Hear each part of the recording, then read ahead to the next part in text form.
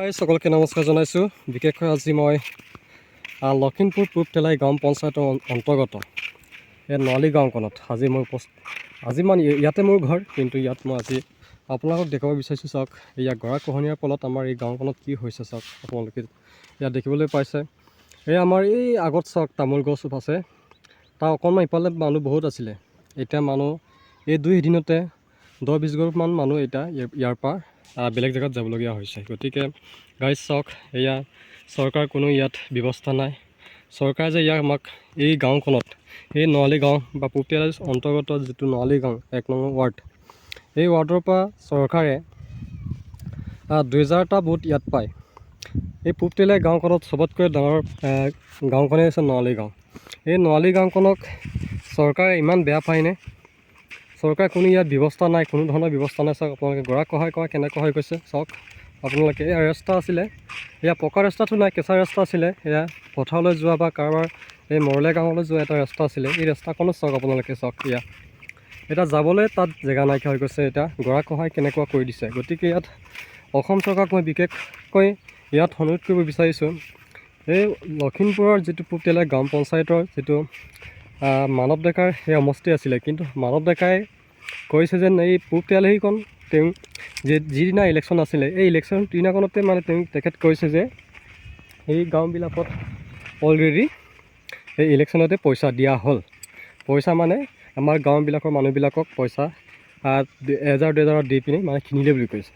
গতিকে এনেকুৱা এটা মানৱ ডেকাই এনেকুৱা কৰিব নালাগিছিলে, কিন্তু যে আমাৰ এই গাঁওবিলাকক ঘূৰি চাব লাগিছিলে, যে এই গাঁওবিলাকত তেখেতে যদি গাঁওখনৰ কাৰণে বা মানুহৰ সমাজ সেৱাৰ কাম কৰিবৰ কাৰণে যদি MLA হৈছে, বিধায়ক হৈছে, তেওঁ বিধায়ক হিচাপে গাঁওখনত কাম কৰিব লাগিছিলে, কিন্তু এনেকুৱা কাম কৰা নাই তেখেতে।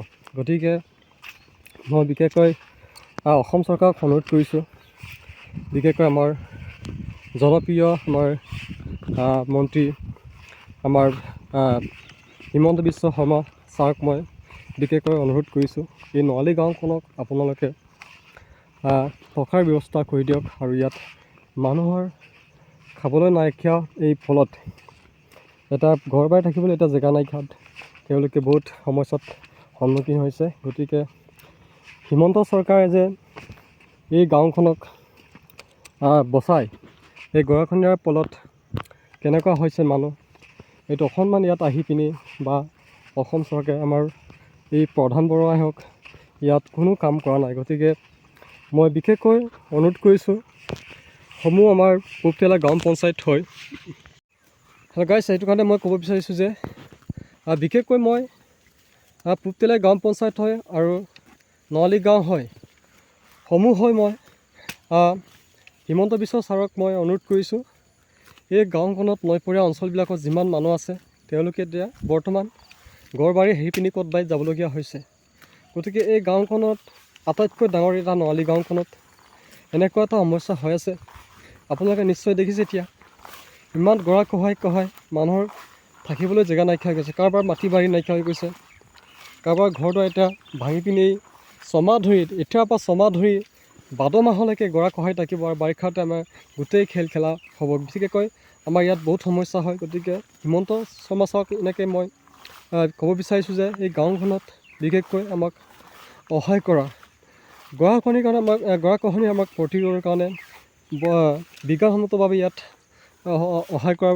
আৰু আপোনালোকে দেখিছে কিমান গছ কাটি পিনি আমি ইয়াত এতিয়া নিজে পাৰ্কো ফাইন দিবলগীয়া হৈছে। গতিকে ছাৰ, মই এনেকৈ খাটৰ কৰিছোঁ আপোনালোকক, যিমান আমাৰ ইয়াত MLA হওক MP হওক তেওঁলোকেতো নাচায় আমাক যেতিয়া ইলেকশ্যনৰ সময়ত বিভিন্ন ৰকমৰ কথা কৈ পিনি ইয়াত আহে, আমাক ৰাস্তা পদূলি দিম আৰু এই গৰাখহনীয়া প্ৰতিৰোধ কৰিম, বিভিন্ন ৰকমৰ কথা কয়। কিন্তু যেতিয়া ইলেকশ্যন শেষ হ'ব, তেতিয়া ইলেকশ্যনত জিকাৰ পাছত ইয়াত কোনেও আমাৰ পালে ঘূৰি নাচায়গৈ। সেইটো কাৰণে মই হিমন্ত শৰ্মা ছাৰক সেনেকৈ ক'ব বিচাৰিছোঁ, আপুনি যদি এইটো কাম কৰাব নোৱাৰিলে ইয়াত কোনো ধৰণৰ ইয়াত MLA মিনিষ্টাৰে কাম নকৰে। গতিকে পীযুষ হাজৰিকা তেওঁ জল বিভাগৰ তেওঁ মন্ত্ৰী হয়। গতিকে তেওঁ এবাৰ আহিছিলে, অহাৰ পাছত আমাৰ মিচিংবিলাকৰ গাহৰি মাংসখিনি খাই মিচিঙৰ কাপোৰ কানি সাজ লৈ পিনি গুচি গ'ল। যোৱাৰ পাছত ইয়াত বিভিন্ন ৰকমৰ কথা কৈছিলে যে ইয়াত বিজ্ঞানসন্মতভাৱে ইয়াত পাৰ্কো পইণ্ট বা জিঅ' বেগ দিয়াৰ কথা কৈছিলে, কিন্তু আজি পৰ্যন্তলৈকে আমি দেখিবলৈ পোৱা নাই। গতিকে হিমন্ত শৰ্মা ছাৰক মই এনেকৈ ক'ব বিচাৰিছোঁ, কাঠৰ অনুৰোধ, এই গাঁওখনক আপুনি মুখ মেলি চাওক। ইমানখিনি মানুহ, ইয়াত 4-5 হাজাৰ মানুহ আছে আমাৰ গাঁৱত। গতিকে আমাৰ ইয়াত ভোটাৰ লিষ্ট আছে আমাৰ 2000টা। গতিকে ছাৰ আপুনি আমাক সহায় কৰক, আৰু সহায় কৰোঁতা আমাৰ নাই। গতিকে আপোনাক সেনেকৈ ৰিকুৱেষ্ট কৰিছোঁ, মই গোটেই গাঁও হয় আমাক অলপ সহায় কৰা, আপোনাৰ সহায় প্ৰয়োজন আছে আমাক। গতিকে অহা ইলেকশ্যনত আকৌ আপোনাকহে আমি জিকাম। গতিকে আপুনি আমাক সহায় কৰা, আমাক সহায় কৰোঁতা আৰু কোনো নাই। গতিকে আমাৰ এই গাঁওখনৰ আমাৰ মানুহবিলাকৰ মুখখন চাই আপুনি অন্ততঃ আমাক অলপ সহায় কৰা বুলি মই সেনেকৈ আপোনাক মই কাতৰ আহ্বান জনাইছোঁ।